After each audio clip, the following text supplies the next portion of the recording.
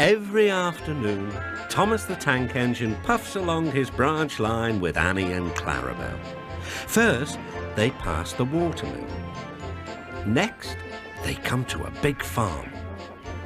Then, they can see a bridge with a village nestled either side of it. This is a special place. Whenever children hear Thomas coming along, they stand on the bridge waving until he is out of sight. One day, Thomas was running late. He had stopped at the signal before the bridge to talk to some new children. Percy was waiting too. "Hurry up, Thomas," called Percy when the signal dropped. "If you're late, the Fat Controller may get a new engine to replace you." He would never do that, thought Thomas, but he was worried. Next day, Thomas hurried along the line. Just ahead was a goods yard. There, on the platform, was an inspector waving a red flag. Next, Thomas saw some children. They were waving too. Something must be wrong, thought Thomas. This station is for goods, not passengers. "Help, Thomas, help! We are glad to see you," called the children. "Please, will you take us home?" The station master explained to Thomas's driver that the school bus had broken down and that all the parents would be worried if the children were late. Thomas waited as the children walked down from the bridge.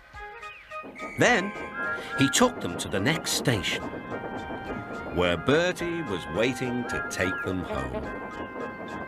When Thomas finished his journey, he was very late.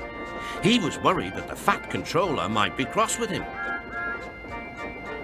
"I warned Thomas," puffed Percy to James. "He's been late one time too many. He'll be in trouble now."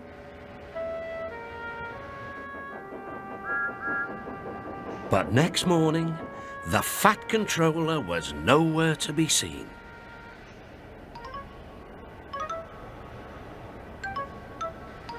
"Thank goodness," sighed Thomas.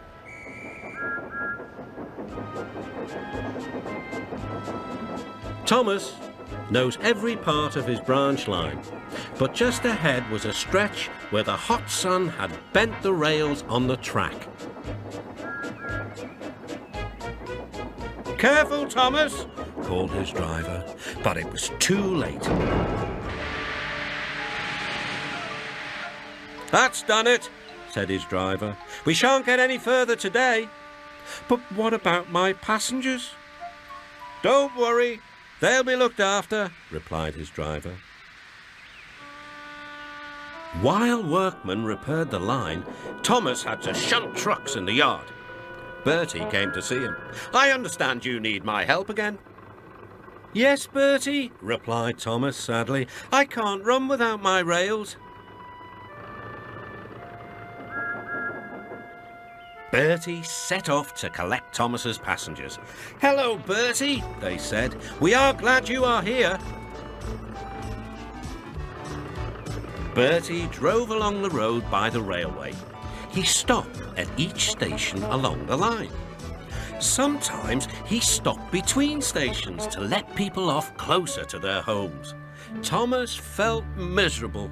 "I've lost my passengers. They like Bertie better than me." The Fat Controller arrived. "Your branch line is repaired. I'm going to change your timetable so that you and Bertie can work together more." When Thomas reached the station, there were all his passengers. "Bertie is a very good bus, but we missed our train rides with you," they said.